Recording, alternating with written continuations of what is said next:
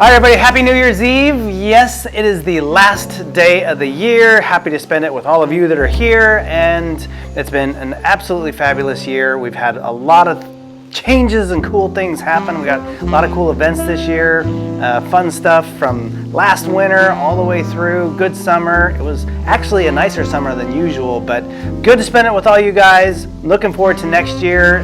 We're going to take our January break for the morning routine, and we'll be back in February. And big thank you to everybody that helped participate in the morning routine, everybody that learned new skills, tried new things. Good job, everybody. And a huge thank you to Ariana for stepping in and stepping up and doing a really good job behind the camera and doing all the editing and stuff.